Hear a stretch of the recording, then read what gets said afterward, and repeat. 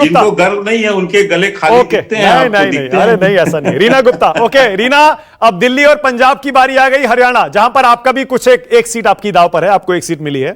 क्या लग रहा है छठे सातवें चरण में रीना क्या होने वाला है? देखिए मानक जी, दिल्ली का तो उसी दिन क्लियर हो गया था तब जब भारतीय जनता पार्टी ने दिल्ली के 7 में से 6 सांसद के टिकट चेंज कर दिए थे। दिल्ली की जनता को पता है कि इनका एक भी सांसद उसने कभी दिल्ली के लिए आवाज नहीं उठाई, और अब और तो और जो इनकी अपनी सांसद निधि का पैसा था वो तक नहीं खर्च किया। इतने निकम्मे भारतीय जनता पार्टी के सांसद रहे, इसी वजह से उन्होंने सबके टिकट चेंज करे।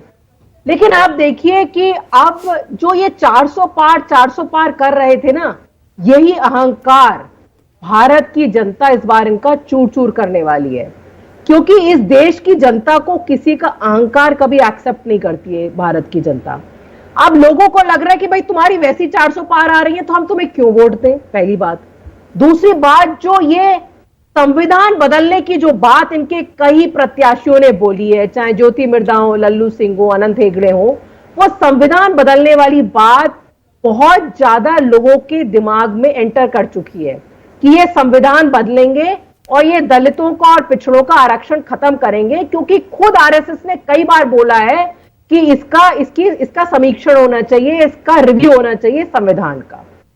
तीसरी बात, आप देखिए कि भारतीय जनता पार्टी चुनाव इसलिए जीतती आती है क्योंकि आरएसएस का हमेशा फुल कोऑपरेशन होता है। अब आरएसएस भी इनके अहंकार से इतनी परेशान है कि इस बार आरएसएस का वर्कर भी बूथ मैनेजमेंट के लिए नहीं जा रहा है। और मोदी जी की तो आप बात ही, मतलब क्या, वो तो कह रहे हैं हम तो सीधे सीधे हम अवतार हैं, भगवान के अवतार हैं हम। भैया भगवान के अवतार हैं तो छोटे मोटे काम, चुनाव लड़ना, ये सब क्यों कर रहे हैं आप झोला उठाइए और आप निकलिए, आप तो भगवान के अवतार हैं। ये छोटे मोटे चुनाव के काम हम जैसे लोगों को छोड़ दीजिए, हमें ही लड़ने दीजिए, ये छोटा मोटा काम करने दीजिए। एक तरफ इनके प्रत्याशी कहते हैं कि खुद भगवान जगन्नाथ जो है वो भी मोदी जी के भक्त हैं। तो इन सब बातों से जो अहंकार टपक रहा है, वही अहंकार इस बार देश की जनता जनार्दन इनका चूर करने वाली है। कितनी सीटें देगी दूसरी ओर मानक जी, आप देखिए कि इनसे किसी भी सवाल, कोई भी सवाल पूछा जाए कि भैया आपने नौकरी का क्या किया, भैया आपने महंगाई का क्या किया, जवाब नहीं देंगे। या तो नेहरू जी की बात करेंगे, या मुगलों की बात करेंगे, या फिर बोलेंगे कि ये सब मिलेगा लेकिन 2047 में मिलेगा। जो कुछ मिलेगा, या तो वर्तमान की कभी बात नहीं करेंगे। अब पहले जो गलत अच्छा, हुआ, सीटें कितनी आएंगी ये बताइए। अब एनडीए की कितनी आ रही है, बीजेपी की कितनी आ रही है आपके हिसाब से? अरे हमारी गठबंधन की 300 प्लस सीट आने वाली हैं। ठीक है। गठबंधन का प्रधानमंत्री बनने वाला है। दिल्ली में 7-0 होने वाला है, पंजाब में 13-0 होने वाला है। 13 में से आपकी कितनी और कांग्रेस की कितनी? अब वो आने वाला समय बताएगा कि कांग्रेस की कितनी आ रही है और हमारी कितनी आ रही है।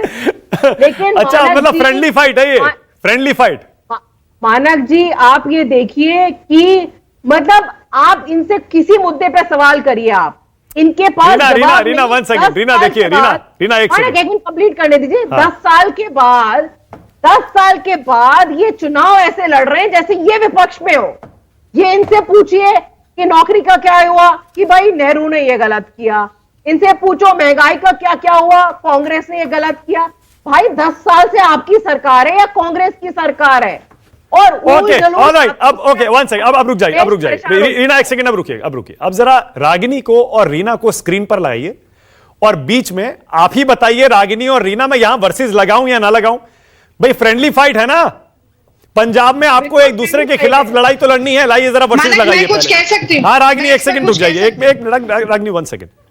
अभी 13-0 कहा रीना गुप्ता ने। सब सोच रहे होंगे ठीक है, 0 तो पता है, बीजेपी की 0 कह रही होंगी। इस 13 का ब्रेकअप जरा रीना अब बता दीजिए। देखिए अब ये टाइम आ गया है रीना गुप्ता, अब वो समय दूर नहीं है जब पंजाब में वोटिंग होने वाली है। अब बता दीजिए आपके हिसाब से क्या होने वाला है, कितनी आपकी कितनी कांग्रेस की, बोलिए। 13 आम आदमी पार्टी की। ये बात रागिनी। मानक मैं कह रही हूं 13 इंडिया गठबंधन की सरकार बनेगी।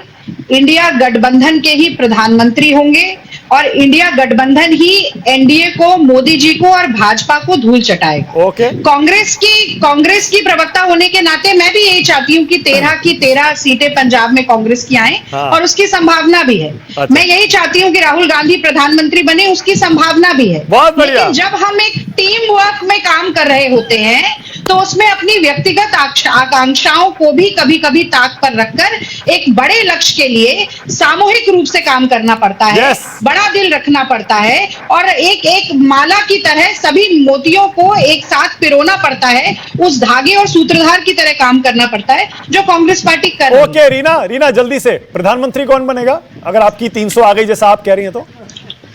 देखिए, प्रधानमंत्री कौन बनेगा, मानक जी, हम शुरू से कहते आए हैं हमारे पास बहुत एक से एक काबिल नेता हैं। हाँ। अगर आप भारतीय जनता पार्टी से पूछें कि प्रधानमंत्री कौन बनेगा तो इनके एक के अलावा इनके पास कोई जवाब नहीं होता। ओके। हमारे पास ठीक है, एक मैं से समझ काबिल गया। नेता है, कौन प्रधानमंत्री और वो नहीं बनेगा बनेंगे इस चुनाव के बार। बाद डिसाइड होगा। ओके, हटाइए।